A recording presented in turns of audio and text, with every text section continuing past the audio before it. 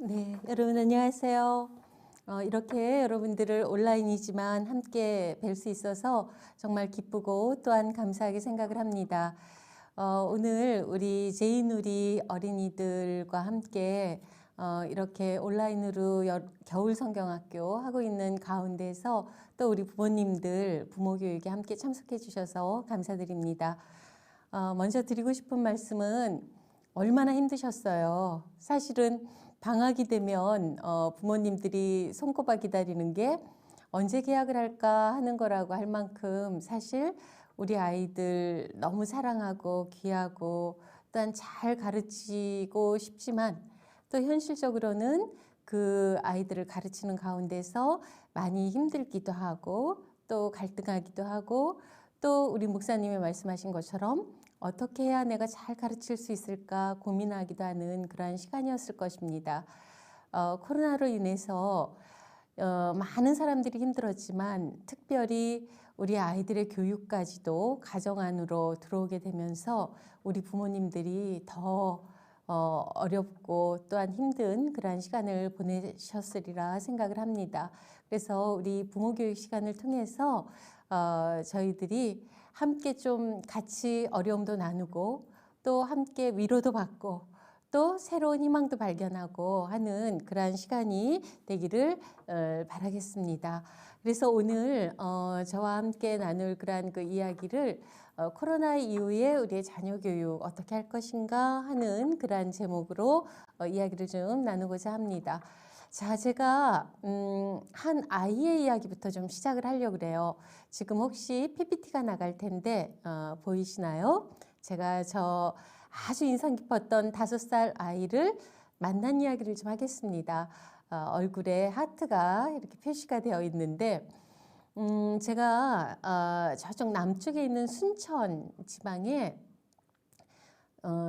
이 세미나를 가게 되었습니다. 목사님께서 저에게 전화하셔서 목사님께서 부탁하신 것은 이제 신년이 되면 교회가 부흥회를 하잖아요. 그런데 3인 3색 부흥회 해서 교육 부흥회를 저에게 부탁을 하셨습니다.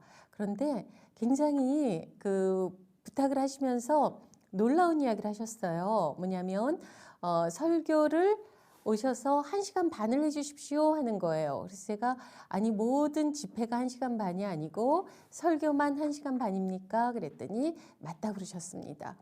그런데 더 놀라운 것은 어린이부터 그러니까 아주 어린 3, 4살 아이들부터 80 어르신까지 모두 한자리에 모여서 설교를 들으신다는 거였습니다.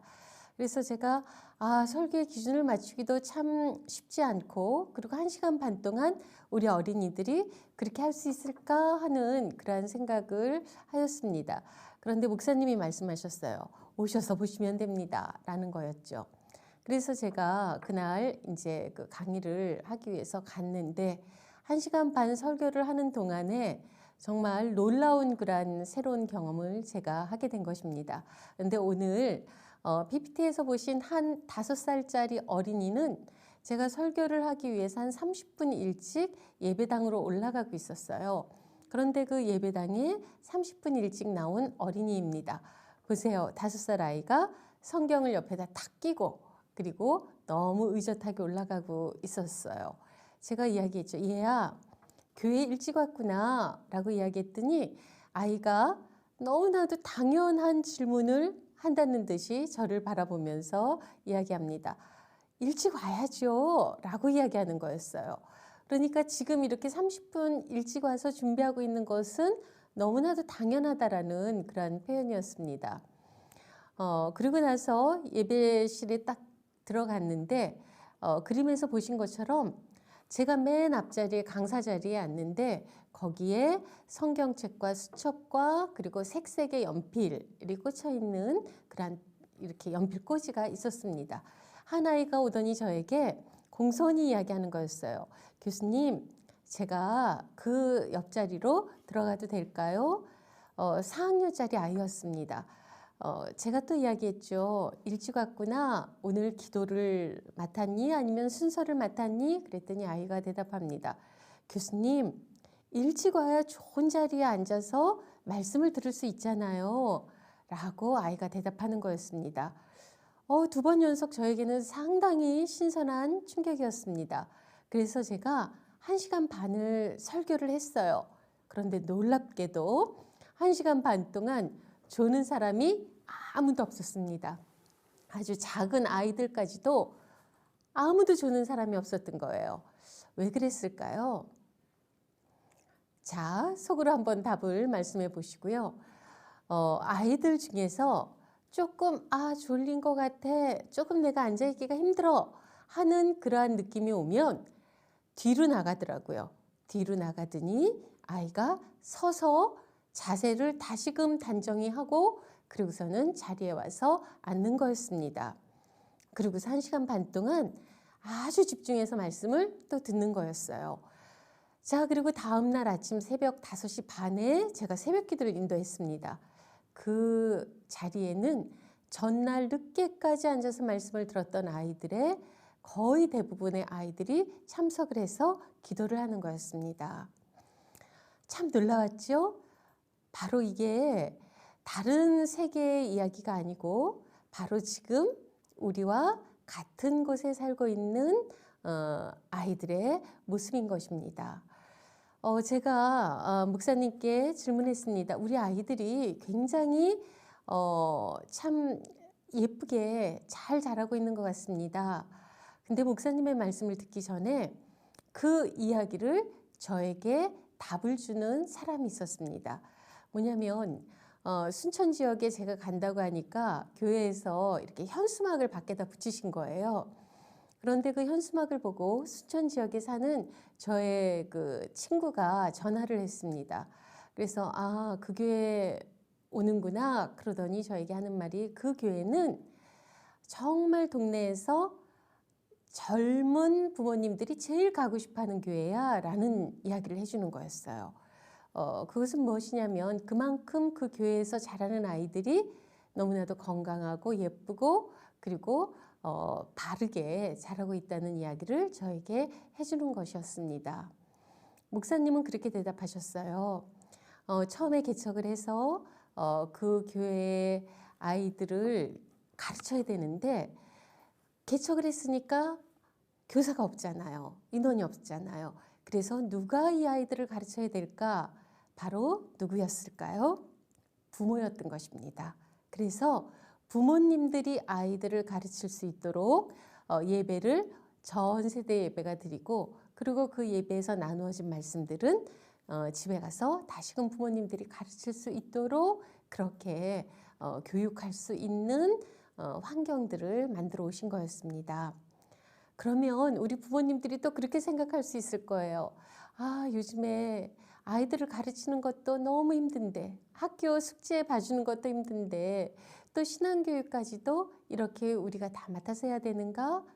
아니요. 그런데 이러한 아이들의 신앙교육 또 인성교육 또 학교교육 이런 것들이 개별적으로 각각 독립하는 것이 아니라 오늘 제가 우리 부모님들이 얼마나 아이들을 키우는데 힘들고 또 어렵고 하는 걸 너무나도 저도 아이들을 키우면서 다 경험했던 부분들이기 때문에 정말로 일상 속에서 아이들을 교육할 수 있는 그러한 그 이야기를 한 3가지 정도로만 함께 나누고자 하는 것입니다. 자, 그러면 말씀을 한 구절 보도록 하겠습니다. 시편 78편 70절에서 72절의 말씀입니다.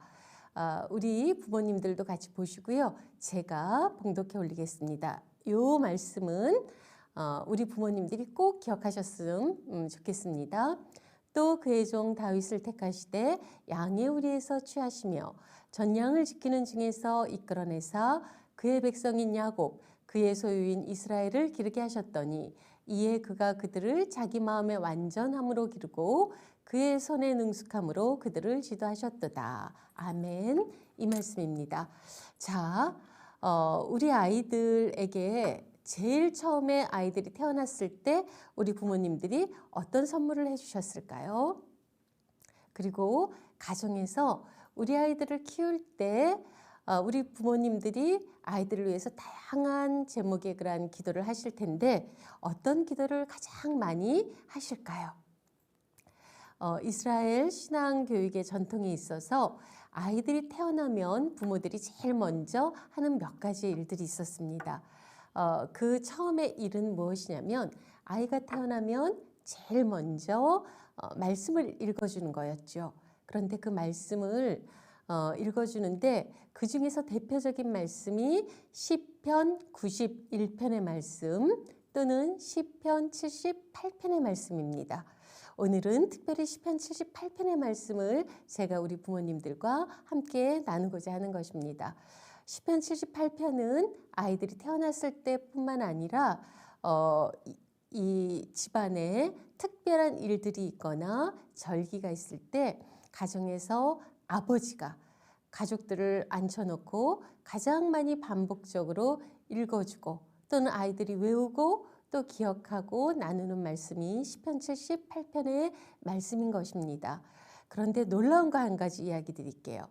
아이가 태어났을 때 이 시편 91편이나 78편의 말씀을 누가 읽어줄까요?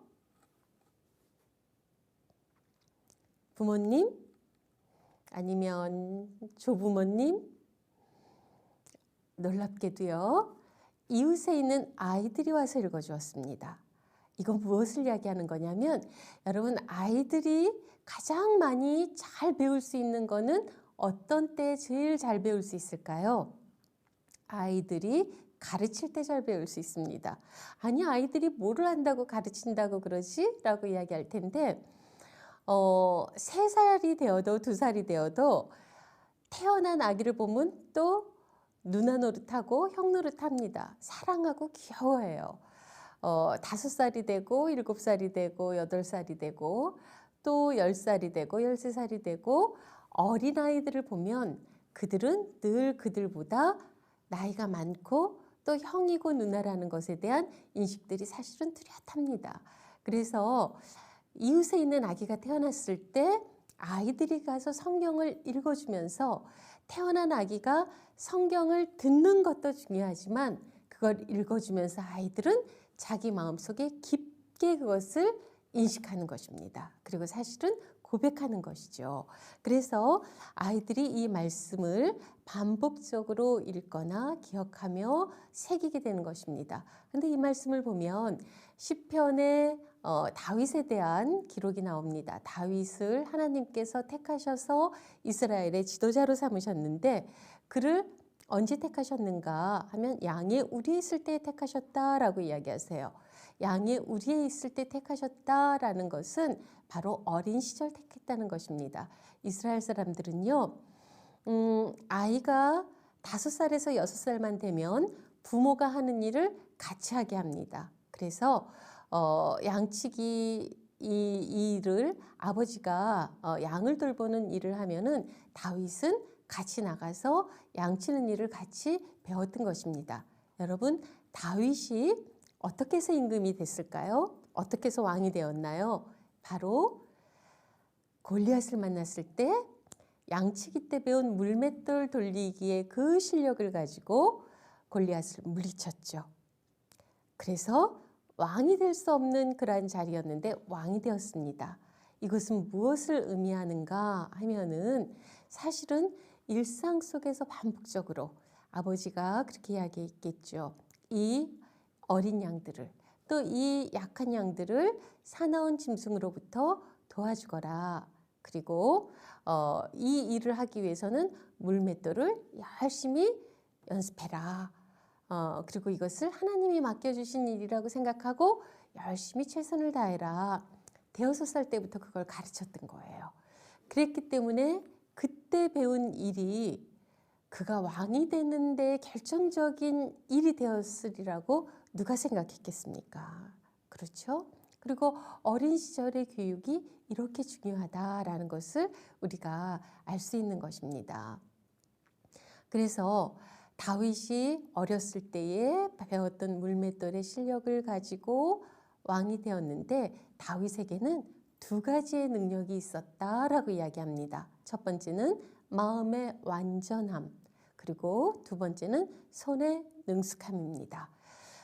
우리 부모님들이요, 우리의 가정을 위해서 또는 우리의 자녀를 위해서 기도할 때 다양하고 구체적인 기도의 제목들이 많이 있으시겠지만 요 두 가지를 가지고 기도의 기둥으로 삼으셨으면 좋겠어요.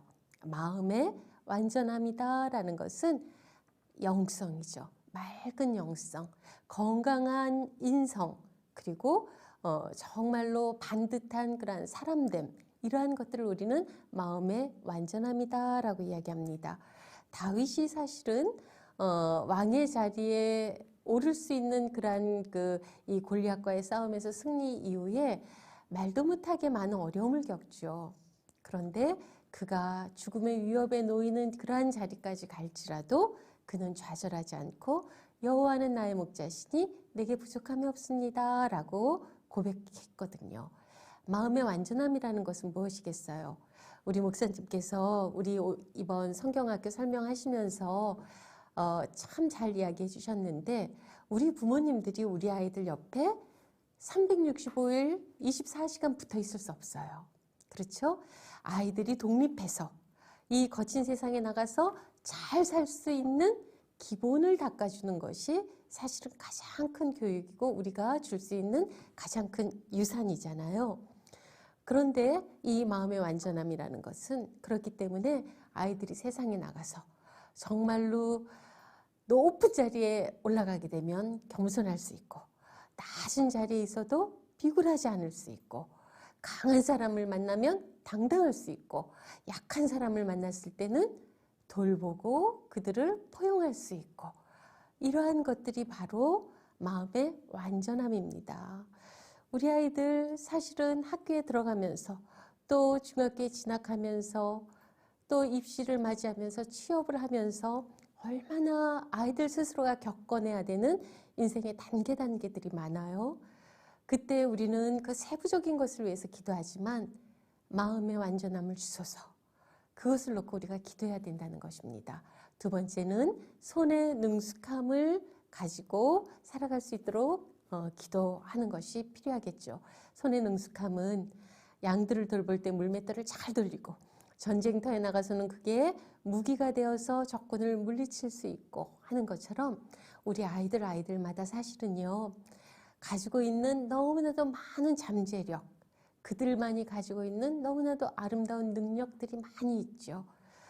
그것을 아이들이 100배로 마음껏 꽃피우면서 살아갈 수 있도록 하는 것이 바로 손의 능숙함입니다. 그래서 어떤 직업을 갖든 어떤 일을 하든 기쁨으로, 즐거움으로, 그리고 또 능숙함으로 할 수 있도록 아이들의 있는 이러한 능력들을 개발시켜 주는 것, 그리고 또 그것들을 개발하고 살아갈 수 있도록 우리가 기도해야 됩니다. 그래서 마음의 완전함, 손의 능숙함, 이것이 바로 우리의 가정의 기도가 되고 또 우리 아이들을 위한 우리의 기도의 제목에 큰 두 가지의 기둥이 될 필요가 있다라는 것입니다. 그리고 뿐만 아니라 기도를 할 뿐만 아니라 이러한 계속 반복적으로 아이들 스스로가 이것을 기억하고 살아갈 수 있도록 우리가 이 말씀은 우리의 부모님, 또 우리의 교사, 우리의 다음 세대에 관심을 가지고 있는 모든 분들은 이 말씀은 아주 그 성경 말씀 중에서 기본으로 우리들이 기억하고 있어야 되는 그러한 말씀입니다.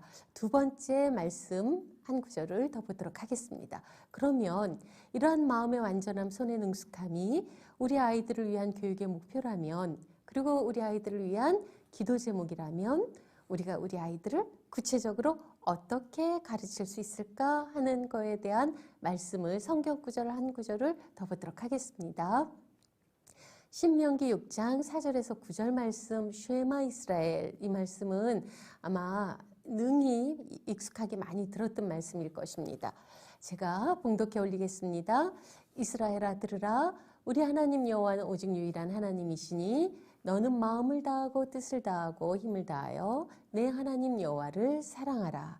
오늘 내가 내게 명하는 이 말씀을 너는 마음에 새기고 내 자녀에게 부지런히 가르치며 집에 앉았을 때든지 길을 갈 때든지 누워있을 때든지 일어날 때든지 이 말씀을 강론할 것이며, 너는 그것을 손목에 메어 기호를 삼으며 내 미간에 붙여 표를 삼고 또 내 집 문설주와 바깥문에 기록할지니라. 신명기 6장 4절에서 9절까지의 말씀입니다. 자, 여기에 보면 우리가 우리 아이들을 가르쳐야 되는 그 방법에 대해서 5가지로 이야기합니다. 첫 번째는 색이라라는 것입니다. 이것은 무엇이냐면 오늘 우리 부모님들 여러 가지로 바쁘고 사실 우리 아이들 성경학교 함께 참여시킨 다음에 우리 부모님들이 좀 나도 이 시간은 쉬고 싶다 하시는 그러한 마음도 있었을 거예요. 그런데 여기 오시길 참 잘하셨습니다. 왜냐하면 우리 교육 격언 중에 그러한 이야기가 있습니다. 오늘 내가 배우기를 멈춘다면 내일 가르치기를 멈춰라 라는 것입니다. 끊임없이 우린 배워야 돼요. 특히 저도 아이를 키우면서 생각해 보면 부모는 아이가 태어나면서 같이 태어나는 것이었습니다. 뭐냐면 우리가 13세, 14세가 되면 사춘기는 누구에게나 저절로 와요. 50이 넘으면 갱년기는 저절로 옵니다. 그런데 우리가 아이를 낳았다고 부모가 저절로 되는 거는 절대 아니었던 거예요. 그런데 우리는 아이가 배우고 아이가 어떻게 해야 된다라는 것들에 대해서는 많이 고민하고 공부해 왔는데 부모인 내가 어떻게 해야 되는가, 부모가 되는 교육에 대해서는 우리는 많이 배운 적이 없습니다. 그래서 아이들 신앙교육을 하는 것도 마찬가지고 자녀 교육을 하는 것도 마찬가지입니다. 우리가 그걸 배우지 않았을 때 많이 시행착오를 하게 됐다라는 거죠. 근데 보면 우리가 이렇게 배우고 나면 아이들을 조금 더 잘 가르칠 수 있죠. 그리고 더 중요한 건 뭐냐면 지도를 갖게 되는 것입니다.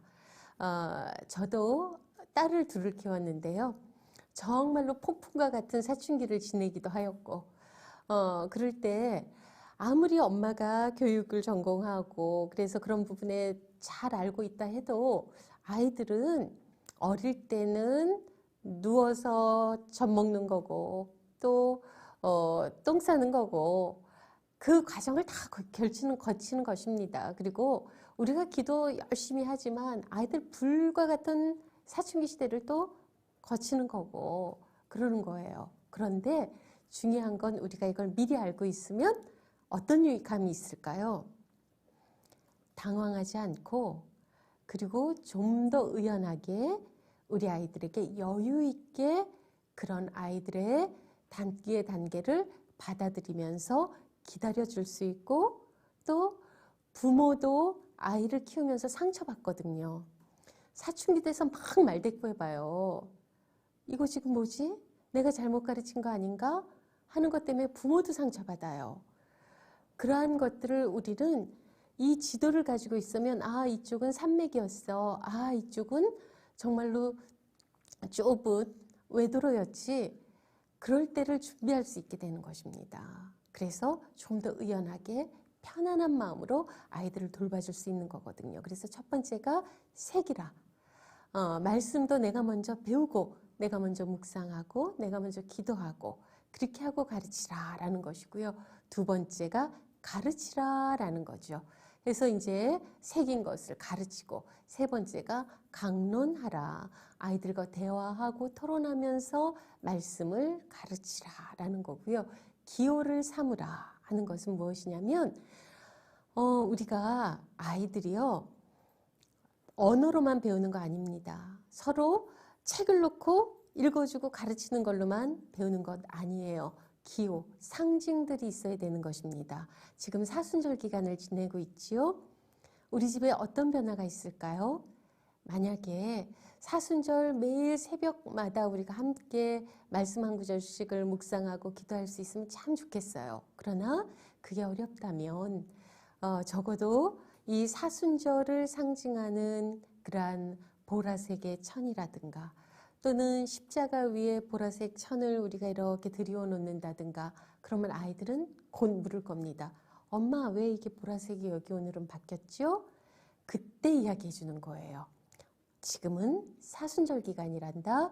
예수님이 십자가에 돌아가신 것을 우리가 기억하고 좀 더 기도하고 우리가 묵상하면서 지내는 시간이지 그 한마디라도 아이들은 굉장히 잊지 않는 신앙교육이 될 것입니다. 우리가 어렸을 때부터 신앙생활 하신 분들은 기억하실 거예요. 그렇게 많은 부활절날 우리가 메시지를 들었지만 잘 기억나는 거 없을 거예요. 그런데 부활절 새벽이 되면 권사님들이 하얀 그 한복들을 입고 전부 교회에 오셨던 것을 기억하고 있을 것입니다. 그래서 이스라엘 사람들의 그러한 신앙교육의 전통 중에 아주 중요한 게 무엇이었냐면 안식일 전에는 테이블보도 바꿨어요. 그리고 6월절이 되면 이 쓴나물에 무교병과 같이 먹는 걸 바꿔주잖아요. 그러니까 너무 많은 것을 말로 하거나 그러지 않고 테이블보 하나 바꾸는 거, 아니면 집에 촛불 하나 켜주는 거, 이런 거로도 아이들에게는 잊지 못하는, 정말 아이들이 다 커서 우리 부모님이 나를 이렇게 키워주셨어 하는 그런 좋은 교육이 될 수 있다는 것입니다. 제가 잘 아는 교수님은 그런 회고를 하신 것을 제가 아주 감명 깊게 들은 적이 있어요. 새해가 되면 어머님이 늘 방석을 하나 사셨다고 합니다. 방석을 딱 새롭게 두툼한 방석을 준비하셔서 어머니는 늘 그 방석 위에서 무릎 꿇고 기도하셨던 거예요. 그래서 한 해가 지나고 나면 방석이 얇아져 있는 겁니다. 어머님의 기도한 시간만큼 방석이 얇아져 있는 거예요. 그래서 방석만 보면 어머니가 기도하셨던 모습이 생각이 난다라는 이야기를 하시는 겁니다. 집에 우리가 그러한 여건들이 마련되지 않아도 요 방석은 엄마가 기도하는 방석, 이런 것들은 우리가 하나 준비할 수 있잖아요. 그렇죠? 그렇다면 아이들은 그걸로 정말 잊지 못하는 그러한 신앙교육의 어떤 영향력을 받는 것이죠. 그래서 기호를 삼으며, 그리고 내 문설주 밖에 붙이라라고 이야기하죠. 그 문설주 밖에 다른 사람들이 볼 수 있게 그렇게 우리가 이 내가 기독교인이라는 것들을 알리면서 그렇게 지내야 된다라는 것입니다. 그러기 위해선 우리가 이 사순절날 정말로 신앙교육에 있어서 중요한 게 뭐겠습니까? 기도하고 묵상하고 하는 것과 더불어 다른 사람들에게 선을 베푸는 것, 다른 사람에게 선한 영향력을 주는 것, 이런 거 굉장히 중요하겠죠. 그래서 저도 유치부를 제가 10년을 가르쳤어요. 교회에서 유치부만 10년을 가르쳤는데 크리스마스 때고 또는 이러한 사순절 기간이 되고 하면 아이들이 자기들의 조그만 정성을 모아서 나중에 부활절이 되거나 성탄절이 되면 어려운 이웃들에게 주는 것, 그것을 기쁨으로 알 수 있도록 선물을 받는 게 아니고, 요즘에 사실은 아이들 선물이 없어서 갈급한 그러한 상황에서 자라진 않습니다. 아이들에게 주는 것에 대한 기쁨, 그것을 가르치는 것이 굉장히 중요하다라는 것입니다. 자, 그러면 이제 이러한 성경 말씀을 기초로 해서 또 하나 볼까요? 우리 아이들 교육의 생태계라는 이 표입니다. 브로펜브레너라고 하는 교육심리학자가 우리 아이들을 이해할 때 적어도 이러한 생태계적인 관점에서 아이들을 이해해야 한다라고 이야기했습니다. 어린이가 있으면 미시체계라는 게 있어요. 즉 가장 영향을 많이 주는 그러한 요소들이죠. 거기에 가족, 건강 서비스, 교회, 유치원, 이웃, 또래, 학교 이렇게 포함이 됩니다. 교회도요. 우리 어린이들의 삶에 있어서 가장 큰 영향력을 주는 그 요소 중에 하나라는 거예요. 그렇죠? 그 다음에 우리 아이들의 친구들, 우리의 이웃, 유치원, 그 다음에 이제 그 외체계로 가족이나 매스미디어, 사회복지 서비스, 법적 서비스, 지역사회, 그리고 이러한 그 거시체계로 우리의 사회의 문화, 이런 것들이 포함이 되는데, 이 표를 보여드리는 건 무엇이냐면, 우리 아이들을, 우리 부모님들은 이미 너무 잘 알고 계시지만 우리 아이들을 키워나갈 때에는 나의 아이만 보아서는 안 된다는 것입니다. 우리 아이가 유치원에서 어떻게 생활하는지, 또 유치원 친구들과 어떻게 만나고 있는지, 그리고 더 넓게 우리 마을에, 우리 아이들을 잘 키워가기 위해서 우리 마을이 어떻게 좀 더 변화해야 되는지, 거기에 내가 또 어떻게 같이 협력해야 되는지, 이런 것들을 우리들이 생각하면서, 그래서 아이 하나를 키울 때 마을 하나가 필요하다라는 이야기가 있지 않습니까? 그러한 것들을 염두에 두는 것이 필요하다라는 것이죠. 그럼 다음 표를 좀 보도록 할까요? 이제 좀 구체적인 이야기를 하도록 하겠습니다. 우리가 포스트 코로나라고 이야기했는데, 사실 포스트 코로나 시대는 거의 이제는 이야기하지 않습니다. 왜냐하면 위드 코로나라고 이야기하죠. 우리가 코로나19라고 이야기한 것도 코로나가 2019년에 발생한 코로나이기 때문에 코로나19다라고 이야기했던 것처럼, 코로나는 이제 반복적으로 우리에게 오는 그러한 사실은 이러한 바이러스죠. 그래서 사실 우리는 이제 이러한 그 코로나와 함께 살아가야 하는 그러한 시대를 살아가고 있습니다. 물론 우리가 이 치료제가 있거나 백신이 있는 그러한 그 코로나도 있겠고, 또 새로운 신종 코로나가 또 발생할 수도 있는 것이고, 이러한 것들을 생각한다면 우리가 앞으로 이런 위드 코로나 시대가 되었고, 이 코로나 때문에 많은 것이 바뀌었는데 그것을 우리가 어떻게 대비하고 또 준비해야 될 것인가 하는 것입니다. 첫 번째로 이 코로나 시대가 되면서 이제는 온택트 시대가 되었습니다. 우리가 컨택이냐 언택이냐 했는데 이제 온택이죠. 온라인상에서 우리는 지금도 우리 부모님들과 제가 온라인상에서 만나잖아요. 접속의 시대가 되었고요.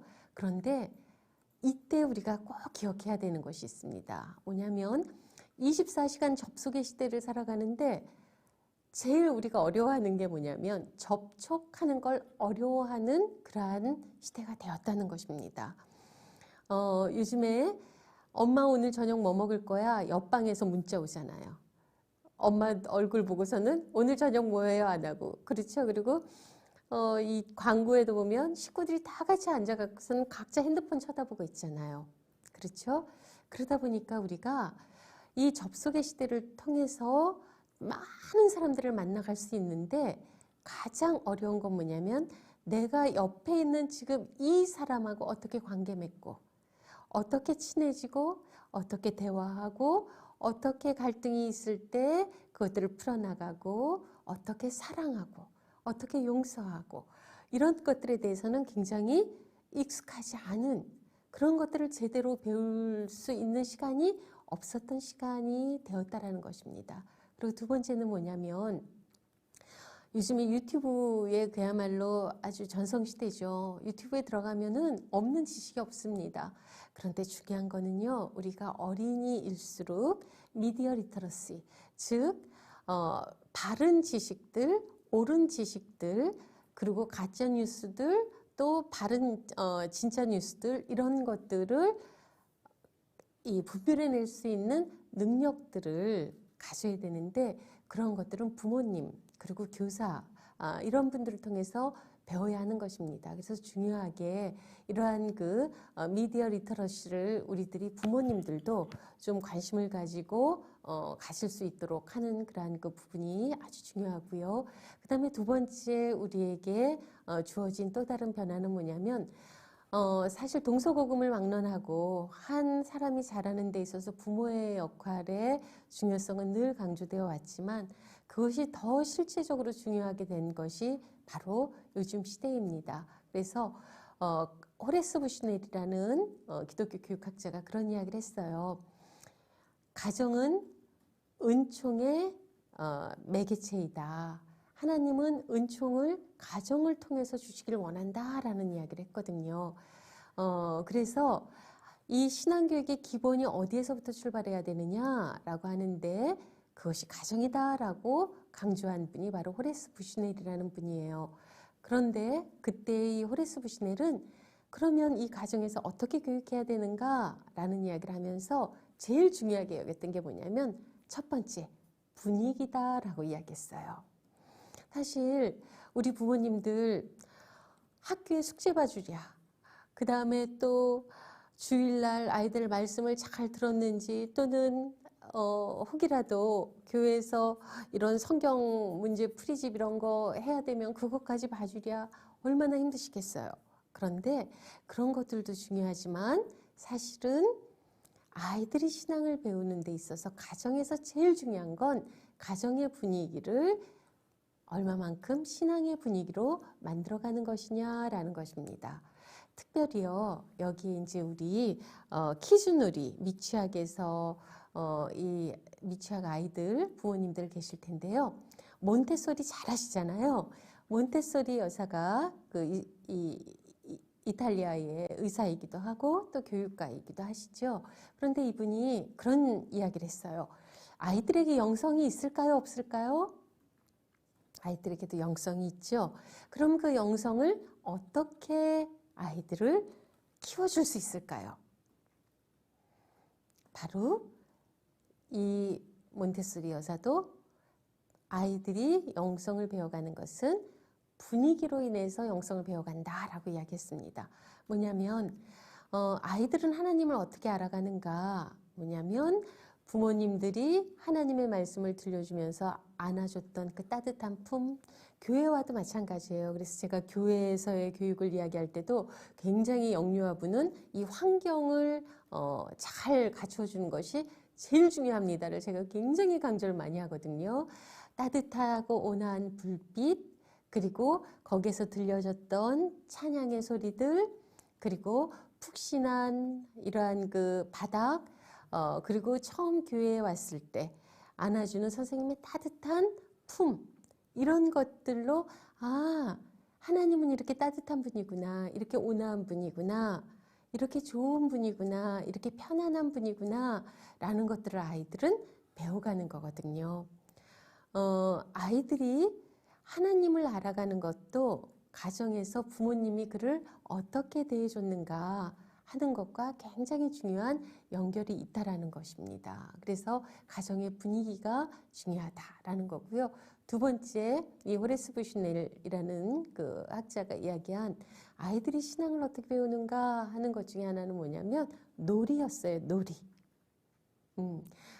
놀이를 통해서 아이들은 하나님 나라를 배워간다, 체험한다라고 이야기합니다. 왜 그럴까요? 우리 아이들한테 공부 좀 해라. 그리고 너 이것 좀 그냥 앉아서 좀 해라. 너 이 책 좀 읽어라. 막 그러는데 사실은요. 놀이를 통해서 아이들은 규칙을 배워갑니다. 규칙은 놀이를 통해서 배우는 것만큼 좋은 게 없어요. 여러분 꼬무줄 하나를 하려고 해도 규칙을 배우잖아요. 우리가. 규칙을 지켜야 되잖아요. 그렇죠? 그리고 놀이를 통해서 아이들은 배려하는 걸 배우는 것입니다. 왜 그럴까요? 놀이를 하면서 우리 옛날에 깍두기라는 거 아시나요? 기억하시나요? 깍두기는 이 잘 못하는 동생들 이 편도 들고 저 편도 들고 즉 같이 즐거움을 공유하되 책임은 지지 않는 게 깍두기였어요. 이렇게 깍두기를 해줄 수 있는 아이들은 우리는 놀면서 약한 동생들을 어떻게 같이 놀아줄 수 있는가라는 것을 배웠던 것입니다. 놀이를 통해서 가능한 거예요. 책을 통해서 가능한 게 아니거든요. 그래서 놀게 하면서 아이들은 배려를 배우는 것입니다. 뿐만 아니고 놀면서 아이들은 무엇을 배우는가 하면은 놀면서 도전하는 걸 배우는 거예요. 우리가 공놀이 하다가 한 번 내가 졌다고 해서 좌절하고 거기에 포기하지 않잖아요. 또 하잖아요. 연습하잖아요. 그렇죠? 그래서 놀이를 통해서 아이들은 규칙을 배우고 배려를 배우고 또 도전을 배우고 또 승리했을 때 승리의 기쁨을 배우고 또 패했지만 정정당당하게 그걸 받아들일 줄 아는 것을 배우고 이런 것들이 바로 놀이입니다. 그래서 조금 편하게 아이들이 놀 수 있도록 해주는 것도 굉장히 중요한 신앙교육이고 또 아이들의 자라나는 데 있어서 중요한 교육 중에 하나다라는 것, 그거를 우리가 기억했으면 좋겠습니다. 그 다음에 세 번째로 우리가 이러한 코로나가 되었을 때 앞으로 우리가 이건 같이 고민하고 가야 될 부분인 것 같아요. 생태형성. 사실은 우리가 너무나도 그동안 많은 자연과 더불어 살아야 되는데 자연을 우리를 위해서 살으라고 했죠. 그리고 너무 많이 파괴를 하고 플라스틱을 너무 많이 쓰고 또 너무 많이 탄소를 배출을 하고 그랬는데 이제 우리가 코로나를 겪으면서 이 자연을 회복하고 자연과 더불어서 살지 않으면 안 된다라는 걸 배웠고, 또 여러분 이 코로나로 인하여서 우리가 빈익빈 부익부 현상이 더 극심해지는 그러한 어떤 우려들을 많이 하고 있습니다. 그렇기 때문에 어려운 사람들을 도와서 같이 살 수 있는 환대 교육, 그리고 이러한 것들을 우리들이 잘 감당할 수 있는 책임 있는 그러한 아이들로 키워가는 책임 교육, 이런 것들은 사실 뭐냐면 나 혼자 잘 산다고 잘 사는 게 아니거든요. 우리가 이번에 경험했잖아요. 우리 사회 전체가 안전한 사회가 되어야 되고, 아이들이 살아가는 공동체가 따뜻하고 환대하는 공동체가 되어야지, 나 혼자 건강하고 나 혼자 잘 산다고 결코 그 삶이 온전할 수 없다는 걸 우리가 배운 것처럼 그런 것들을 어릴 적부터 가르치는 게 굉장히 중요하겠다라는 것입니다.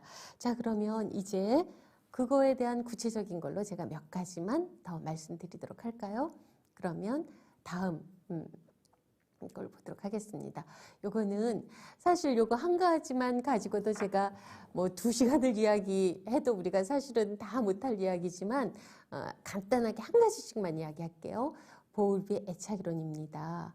애착은 우리 부모님들이 아마 제일 많이 아이들 키우면서 듣는 단어 중에 하나일 것입니다. 그 아이가 건강한 애착을 갖게 해주십시오라는 건데, 요 건강한 애착이라는 것은 무엇이냐라고 한다라면, 아이들이 태어나서부터 12개월까지 가장 많이 형성되는 게 부모님을 통해서, 특히 가장 밀접한 양육자를 통해서 세상을 보는 눈, 사람을 향한 관계의 망이 형성이 되는데, 그게 바로 신뢰의 관계인 것입니다. 아이들이 배고플 때 제때제때 먹여주고, 또 아이들이 안아달라 그럴 때 제때 안아주고 반응해주고 하면, 아이들은 그때 내가 빨리빨리 형성이 되면서 무슨 생각하겠어요? 아, 이 세상은 참 안전한 것이구나, 이 세상은 참 좋은 곳이구나, 사람들은 나에게 참 친절하구나 하면서 이 세상을 신뢰할 수 있는 마음을 갖게 되죠. 이 신뢰할 수 있는 마음은 신앙적인 요소에 있어서는 하나님에 대한 신뢰로 이어지는 거고요. 또 아이들의 사회적인 관계에 있어서는 친구들이나 선생님을 신뢰할 수 있는 그러한 기본이 되는 것입니다. 그래서 아이들이 건강한 애착을 형성하는 것은 바로 아이들이 이 사회를 살아나가는 데 있어서의 행복의 기초다라고 이야기를 하거든요. 이걸 조금 구체적으로 이야기하면 한 실험을 했죠. 초등학교 3학년 반에서 40명의 아이들에게 이번 생일 파티에 아이들 초대하고 싶은 사람을 3명씩 적어내라 그랬더니, 거기에서 3명씩 적어냈는데 보통 그러면 120명의 이름이 나오는 거지요. 그런데 놀랍게도 그 3명 중에 한 번도 이름이 적히지 않은 아이들이 6명이 나왔어요. 그러니까 그 누구도 이 친구는 생일에 초대하지 않을 거야 라고 했던 것이죠. 초대하지 않겠다는 거예요. 그런데 그 6명을 다 이렇게 심리적인 검사를 해봤더니 어떤 결과가 나왔을까요? 불안정 애착이었어요. 그래서 우리가 사실은 아이들 키우면서 제일 부모로서 가슴 아플 때가 언제일까요? 글을 좀 늦게 뗄 때요? 아이가 조금 다른 아이들보다 말을 유창하게 하지 못할 때요? 아니면 성적이 나쁠 때요? 아닐 겁니다. 다른 친구들은 다 친구들하고 생일 파티 갔는데 우리 아이만 혼자서 돌아와요. 교회도 보냈는데 아이들하고 어울려 놀지 못하고 벽만 타고 다닌대요. 유치원에 보냈는데 도저히 적응 못하고 아이가 늘 혼자 앉아 있대요.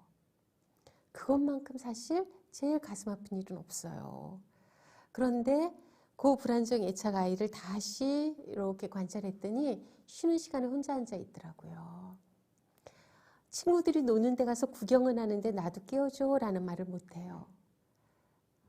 그래서 우리 아이들을 키우면서 사실은 저는 뭐 이것도 해주세요, 저것도 해주세요, 뭐 음악도 가르쳐야 되고요, 미술도 가르쳐야 되고요, 또 성경도 어릴 때부터 많이 암기해야 됩니다.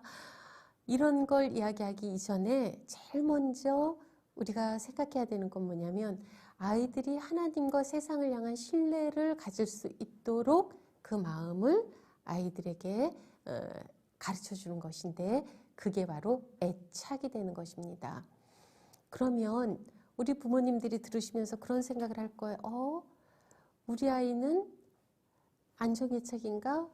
아니면 우리 아이는 좀 불안정애착인가? 하는 생각이 들 수도 있을 거예요. 그리고 특히 고학년 지금 이 엘리누리에 있는 부모님들은 우리 아이는 이미 많이 컸는데 어떻게 건강한 애착을 가질 수 있지? 라고 생각할 수가 있을 거예요. 뭐 태어나서부터 12개월 때가 가장 결정적인 때이고 그 이후로도 계속 그러한 그 애착이 형성이 되긴 하지만 가장 결정적인 때는 그 부분이니까요. 그래서 안정애착을 가진 아이들이 갖는 몇 가지 특징이 있습니다. 그건 뭐냐면 친구 관계를 잘하고요. 그 다음에 언어 능력이 뛰어나요. 왜 언어 능력이 뛰어날까요? 뭐냐면 어릴 때부터 자기가 이야기하는 걸 들어줬다는 거예요. 옹알이 할 때 옹알옹알옹알 같이 받아주기도 하고 조금 더 커서 말을 할 때는 그 말에 기꺼이 응대해주고 우리 가끔 그러잖아요. 너 어른이 말하는데 그만 좀 말하고 너 좀 조용히 좀 하고 네 방에 좀 들어가서 네 할 일이나 좀 해라. 그리고 손님이 오면 막 방으로 집어넣고 그러고 다음에 우리 어떻게 해요? 막 아이들 뭐 웅변 학원 보내야 되나 뭐 글쓰기 학원 보내야 되나 막 그러잖아요. 근데 아니요. 그것보다도 아이가 이야기하는 거에 들어주고 같이 말하고 또 놀라운 실험도 있었잖아요. 계속 비디오만 보여준 아이들, 그 아이들의 언어 능력이 향상이 될까요? 같이 상호적으로 의사소통하는 것과 비교해서는 정말 비교도 안 될 만큼 별로 향상이 없었다는 거예요. 이 언어 능력이. 그래서 같이 이야기해 주는 것, 같이 말해 주는 것, 이런 것들이 굉장히 중요하죠. 그래서 첫 번째로 사회적인 관계 능력이 뛰어나고 언어 능력이 뛰어나고 스트레스를 잘 극복해내고 그리고 또 중요하게는요. 성적이 좋아요. 왜 성적이 좋을까요? 그럼 우리 부모님들하고 같이 저하고 이렇게 앉아서 대면할 때는 막 부모님들이 이야기하세요. 마음이 편안한 상태에서 공부하니까 그래요. 막 이제 여러 가지 이야기 하시는데 맞습니다. 그런데 더 중요한 건 부모를 좋아하고 부모가 신뢰를 심어주면 그 아이는 누구도 신뢰할까요? 선생님을 신뢰합니다. 선생님을 좋아하고 선생님을 신뢰하는 사람은 자기가 하는 공부를 재밌게 할 수 있는 사람이 되는 거예요. 억지로 앉혀놓는 게 아니라 사람을 좋아해야만 공부도 재밌어지는 거거든요. 교회도 마찬가지가 되는 거고요. 그러다 보니까 이 안정애착을 키워주는 것이 굉장히 중요합니다. 그러면 고민되시죠? 우리 아이가 안정애착이 아니면 어떡하지? 라고 생각하실 거예요. 그런데 그거에 대한 세부적인 건 우리 혹이라도 나중에 또 이렇게 이야기할 수 있는 기회가 있으면 하지만 3가지만 이야기 드릴게요. 첫 번째로 아이를 스마일 해주시는 거예요.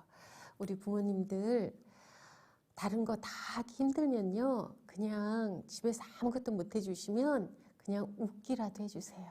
그래도 훌륭한 교육입니다. 훌륭한 교육이에요. 내가 막 간식 만들어주고 막 책 읽어주면서 인상 쓰는 것보다 그냥 소파에 앉아서 웃어주는 게 더 훌륭한 교육입니다. 왜냐면요. 우리 아이들은 자기의 자존감을 무엇을 통해서 키우냐면 부모의 얼굴을 통해서 자기의 자존감을 배워가는 거기 때문에 그래요. 부모가 다른 것 때문에 컨디션이 안 좋고 좀 이 스트레스가 있고 그래서 인상 쓰고 있으면 우리 부모님이 회사 일이 힘드시구나. 우리 엄마가 얼마나 힘드시면 이럴까 이렇게 생각하지 않습니다. 엄마가 나를 싫어하는구나. 나는 엄마한테 저렇게 인상 쓸 수밖에 없는 그런 존재구나. 아이들은 그렇게 생각하거든요. 그래서 그냥 웃으세요. 웃기만 하고 계셔도 괜찮습니다. 그럼 아이들이 너무 편안하고 너무 행복해요.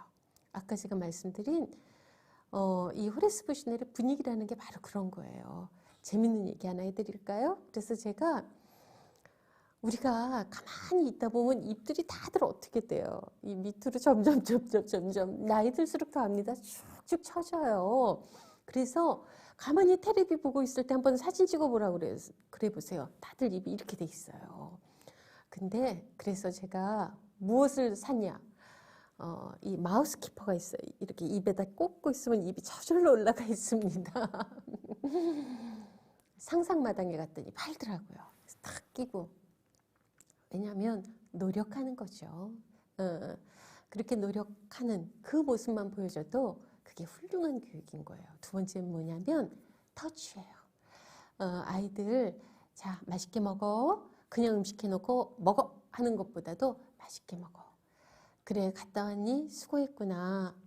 만져주고 쓰다듬어주고 할 때 아이들은 굉장히 거기서 안정감을 느끼는 거죠. 아마 유튜브에 보면 나와 있어요. 죽어가는 아이들이 그 쌍둥이가 있는데 동생이 점점점 죽어가니까 형이 껴안아 주잖아요. 처음에 신생아인데 형이 껴안는데 아이가 다시 살아나요. 그런 걸 우리가 캥거루 요법이라고 합니다. 사실은 터치는 이렇게 생명이 꺼져가는 것도 살릴 만큼의 위력이 있다는 거예요. 그 다음에 더 부모로서 할 수 있는 가장 막강한 게 있죠. 뭘까요? 이거는 우리 선생님들도 잘 못하는 거예요. 터치까지는 조금 선생님들도 할 수 있지만 부모만 할 수 있는 게 있어요. 뭘까요? 허그예요. 꽉 안아주는 거. 요즘엔 외부에서는 누가 꼭 안아주는 거 못하거든요. 근데 부모님들은 할 수 있잖아요. 그런데 놀랍게도 아기 땐 잘하죠. 그런데 초등학교 3학년, 4학년 특히 사춘기인 12살, 13살 돼보세요. 내가 너와 안아본 적이 언제던가 아마 하실걸요? 그쵸? 그러니까 그렇게 세 가지. 우리가 스마일하고 터치하고 허그하고 하면서 불안정애착이어도 그렇게 하다 보면 안정애착으로 변해갈 수 있다는 것입니다. 물론 하루 이틀 한다고 되지 않아요. 꾸준히 지속적으로. 그 다음에 두 번째 뭐냐면 언어. 제가 이제 뒤에 막 이야기들도 남았지만 요거까지 하고서는 이제 거의 마치려고 그래요. 5분 남았으니까. 언어는 뭐냐? 언어는요, 사실은 우리 기독교 신앙에 있어서 하나님이 세상을 무엇으로 만드셨나요? 언어로 만드셨죠. 기독교는 언어의 종교다라고 저는 말씀드리고 싶어요. 하나님이 세상을 언어로 만드셨고 인간이 그런데 죄를 짓고 나서 제일 먼저 갖게 된 게 어떤 현상이었습니까? 언어의 단절이었어요. 바벨탑을 짓자 올라가자 하면서 사람들이 같은 말을 하고 있는데도 소통이 안 되잖아요. 그렇죠?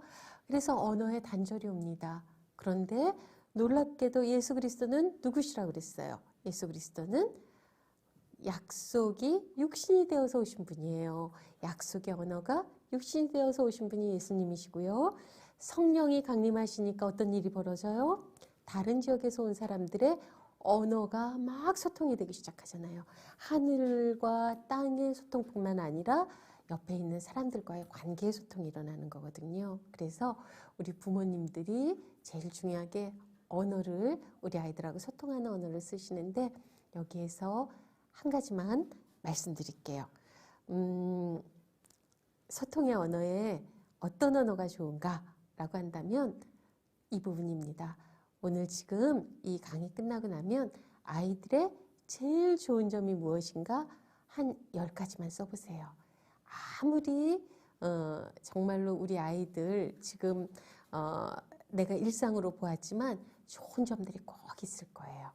그거를 가지고 아이들에게 긍정적인 것을 용기를 주고 그리고 희망을 주고 그리고 사실은 이것만 내가 바뀌어져도 교육은 거의 90% 완성이다라고 볼 수 있어요. 왜냐하면 아이들하고 지내다 보면 막 언어가 폭력적이 되고 화내는 언어가 되고 그러거든요. 그런데 긍정의 언어, 생명을 살리는 언어, 사실은 엉덩이 한 대 때려주는 거는 시간이 지나면 끝나지만 내가 말로 한 언어는 아이들 마음속에 내리속에 잊혀지지 않거든요. 그래서 우리 부모님들이 이러한 생명의 언어와 그 다음에 사랑의 언어 또 아이들을 살리는 그러한 언어들을 사용함으로써 그러한 언어에 씨를 심으셔서 정말로 100배, 60배, 30배 아름다운 우리 아이들의 재능이 개발되고 아름다운 그러한 영성이 그 안에서 가정에서 자라나는 그러한 시간들이 되기를 바라겠습니다. 무엇보다도 부모님들이 행복하셔야 돼요. 부모님 스스로가 좀 행복할 수 있도록 하는 시간을 많이 갖길 바라고요. 부탁드리고 싶은 건 이 교육 우리 부모님 중에서 엄마만 보셨다면 아빠랑 좀 같이 보셔서 부모 교육이지 우리가 엄마 교육이 아닙니다. 이스라엘 사람들도 아이들에게 성경을 읽어줄 때 아빠가 딱 성경을 읽어주었던 전통이 있어요. 그건 뭐냐면 제가 아빠가 더 이런 성경 교육은 해야 된다 그 말씀이 절대 아니고요.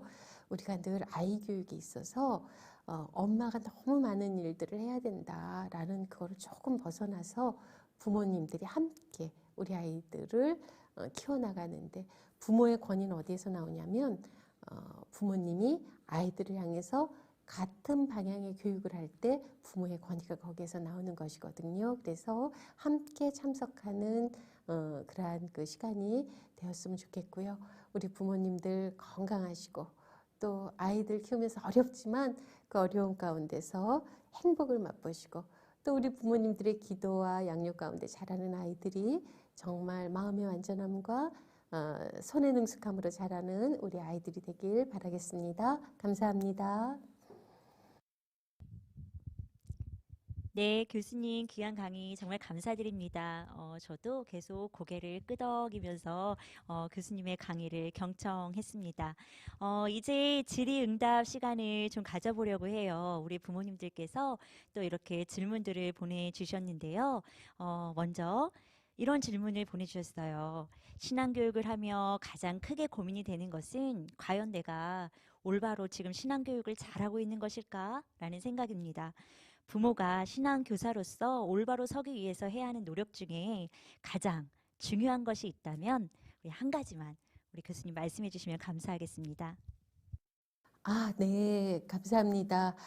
정말 내가 잘 가르치고 있는가 하는 거는 제가 강의 중에도 말씀드렸지만 우리 모든 부모님들의 고민일 거예요. 그래서 중요한 게 뭐냐면 나는 나름대로 잘하고 있다고 하는데 객관적으로 내가 아이들을 가르치는 그러한 그 방법이나 방향에 대해서 우리가 좀 멘토링을 받을 수 있는 그러한 시스템이 필요합니다. 그래서 저는 우리 안양감리교회가 이번에 이러한 시간도 마련하시고 또 다음 세대를 위해서 굉장히 제가 여기 스튜디오에 와서 너무 놀랬잖아요. 이렇게 막 선두적으로 멋진 스튜디오를 만드시고 하는 걸 보면서 참 이곳에서 신앙교육하는 우리 아이들이 행복하구나라는 생각을 했는데 이렇게 좀 소그룹별로 함께 이야기하고 그것들을 나눠갈 수 있는 이러한 그 멘토링 그룹들이 사실은 굉장히 필요합니다. 그래야만 부모님들도 지치지 않을 수 있고요. 그리고 서로가 위로를 받을 수도 있고, 그리고 거기에서 그냥 수다로만 끝나거나 또는 나의 그 이야기를 막 치유받는 거에서만 끝나는 게 아니고, 좀 더 전문적으로 검증받을 수 있는 그러한 그 어떤 그룹이 되기 위해서 우리 목사님들이나 우리 전도사님들 또는 다른 전문가 그룹하고 이렇게 매칭이 될 수 있는 소그룹이나 또 이러한 그 부모 교육 모임이나 이런 것들이 1회가 아니라 좀 쭉 연결해서 가면은 참 좋겠다라는 생각이 들어요. 그래서 요 지금 질문하신 우리 부모님 이야기를 들으면서 제가 우리가 이제 질문 시간이 15분이니까 조금 더 설명을 해드리자면 얼마 전에 제가 그 당진에 있는 교회에 30대 여성 30명을 3주 동안 교육하는 프로그램을 한 적이 있습니다. 그런데 제가 그런 이야기를 했습니다. 30대가 젊고 모든 것에 희망이 있고 열려져 있고 그래서 참 행복한 시기이기도 하지만 남편과 사랑해서 결혼했는데 이건 뭐지? 하는 사실 갈등이 있는 시기예요. 그런데 아기는 잘 때가 제일 이뻐요. 너무너무 사랑스럽고 이쁜데 너무 버거운 거예요. 그런데 그 당시에는 또 이렇게 농촌이다 보니까 그런 이제 저하고 3주 동안 만나면서 와서 일찍 와서 저하고 막 상담을 하는 거예요. 앞에 나와서 이렇게 문을 열면 논과 밭이고 옆으로 고개를 이렇게 돌리면 시댁이었대요. 그러면서 교수님 제가 너무너무 힘들었어요. 그런데 이제 이렇게 이야기할 수 있는 시간이 되어서 너무 좋다라고 이야기를 하시는데 30명의 그분들이 와서 공부하는 동안 아이들을 그 전기수 분들이 와서 봐주시고 그리고 1시간 반 동안 저랑 그야말로 웃고 웃으면서 울고 하면서 이야기 많이 나누고 그 다음에 제일 놀라운 게 있었어요. 뭐냐면 이거는 교회에 부탁드리고 싶은 거예요. 그분들이 돌아갈 때 선물을 주더라고요. 무슨 선물 받고 싶으세요? 이 지금 강의 듣고 계신 우리 부모님들 무슨 선물 받고 싶으세요? 근데 거기에서 무슨 선물을 주셨냐면 점심을 너무 맛있게 훌륭하게 해서 주셨는데 그걸 그대로 그야말로 보쌈을 하면 보쌈에 배추, 보쌈에 장국까지 그대로 포장해서 저녁 때 집에 가서 드세요 하고 주신 거였어요. 제일 행복하겠죠. 그래서 저는 한편으로는 그런 생각을 했어요. 우리 부모님들 정말 이 코로나 때 아이들하고 같이 집에 있으면서 반찬하기도 힘들고 너무 어려운데 좀 이렇게 그런 선물이 오면 좋겠다. 정말 놀라운 선물이 오면 좋겠다. 그런 생각도 했는데 그렇게 3주 끝났는데 정말 겨울을 이기고 피어나는 목련처럼 활짝 마음들이 피어서 우리 돌아갔었거든요. 그래서 아마 이렇게 혼자서 늘 하시면서 어려우실 거예요. 그래서 이러한 신앙교육을 올바로 서기 위해선 제일 중요한 부분들이 제가 지금 이야기한 것처럼 뭐 분위기나 언어의 문제나 이런 거지만 동시에 내가 지금 잘 가고 있는가를 함께 좀 논할 수 있는 이러한 부모, 멘토 그룹들이 같이 있는 것도 참 필요하겠다. 그런 생각을 하게 됩니다. 네. 네, 감사합니다. 또 한 질문이 올라왔어요. 저는 초등학교를 다니고 있는 자녀를 둔 부모입니다. 코로나 이후에 자녀의 미디어 노출 시간이 길어졌습니다. 언택트 시대에 자녀의 미디어 노출은 피할 수는 없는 것 같습니다. 하지만 교수님의 말씀처럼 건강한 미디어를 볼 수 있도록 지도해야 함을 압니다.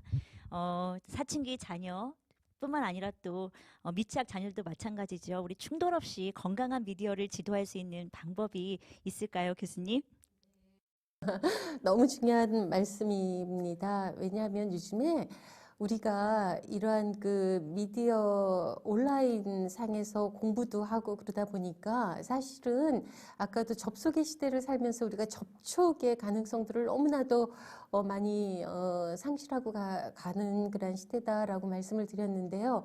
그러다 보니까 공부 끝나고도 또 계속 핸드폰만 쳐다보고 있잖아요. 하루에 뭐 10시간 이상인 것 같아요. 요즘에는 이 미디어에 노출되어 있는 그러한 그 부분들인데 중요한 거는 그 미디어가 가지고 있는 순기능들도 있죠. 왜냐하면 거기에서 다양한 그야말로 정보의 바다에 빠지기도 하고 그리고 또 요즘 아이들은 어디에서 놀까요?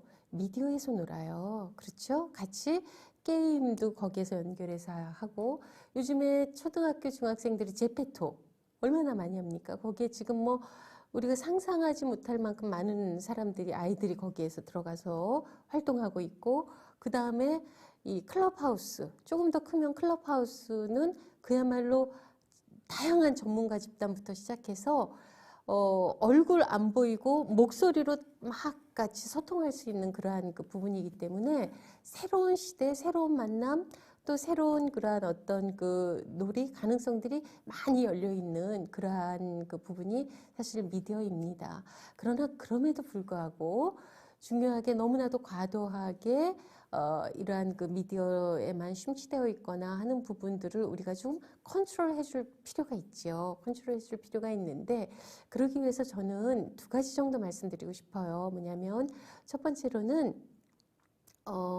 사실은 아이들에게 조금 우리가 우려하는 건 뭐냐면 부모님들이 사준 이 핸드폰으로 이제 요즘에 그 나오는 아주 좀 폭력적이거나 그리고 또 보지 않아야 되는 미성년자들의 그러한 그 컨텐츠나 이런 것들도 쉽게 노출될 수 있거든요. 그렇죠. 그래서 그러한 그 부분들은 어쨌든 부모님들이 아이들이 거기까지는 보지 않을 수 있는 기능적인 부분들이 있잖아요. 그러니까 이 로그인해서 들어가야 된다라든지 그런 부분들은 엄격히 부모님들이 컨트롤 해 놓으셔야 되고요. 기기상에 컨트롤 해 놓고 그것들을 보셔야 되고, 또 두 번째는 뭐냐면 아이들이 지금 보고 있는 미디어를 부모님하고 이야기하는 그러한 시간들을 가질 수 있어야 되는 겁니다. 지금 한번 생각해 보세요. 내 아이가 즐거워하는 게임을 내가 뭐를 알고 있을까요? 지금 제페토에서 나의 아이가 제페토에 들어가 있다면 내 아이의 아이디는 무엇일까요? 중요한 거는요, 아이들이 부모님에게 숨기기 시작하면 그거는 컨트롤이 안 돼요. 물론 다 이야기는 안 합니다. 그런데 이야기할 수 있는 그러한 그 어떤 가능성을 해놔야지 무조건 이 시간부터 이 시간 안 돼 라는 것도 절대 안 돼요. 가장 안 좋은 게 뭐냐면 아이가 막 지금 게임을 하고 있는데 너 시간 됐으니까 꺼버려 하고 꺼버릴 때 아이는 엄청난 반발이죠. 왜냐면 지금 다 그룹을 나누어서 게임을 하고 있는데 너 시간 됐으니까 이렇게 하지 마라 라고 한다면 그때부터 아이하고 부모님의 골은 점점 깊어질 수밖에 없는 거거든요. 그러면 네가 언제부터 언제까지 할 수 있을 것인가, 좀 적어도 그거를 할 수 있도록 아이하고의 이 약속을 정하는 것도 필요하고요. 그리고 조금 더 아이에게 열린 마음으로 그들이 보는 미디어를 같이 논의할 수 있도록 해주시고요. 그리고 또 중요한 거는요, 아이가 이 미디어에 조금 더 덜 노출되게 하는 중요한 방법은 무엇일 것 같으세요? 너 핸드폰 그만하고 들어가서 책 봐라 하면 아이가 책 볼까요, 안 볼까요? 절대 안 봐요.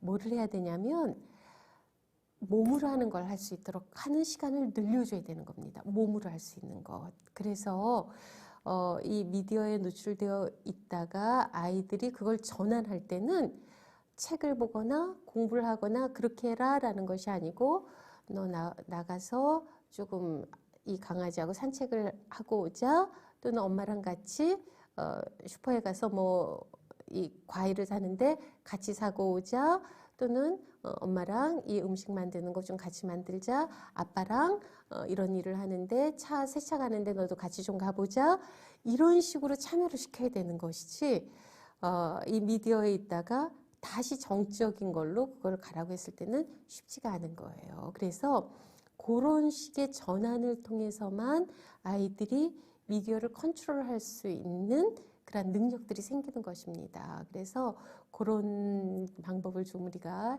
생각을 해보면 조금 더 아이들하고 소통하는 가운데 미디어를 컨트롤할 수 있으리라 그렇게 생각이 듭니다. 네. 네, 교수님 귀한 강의 정말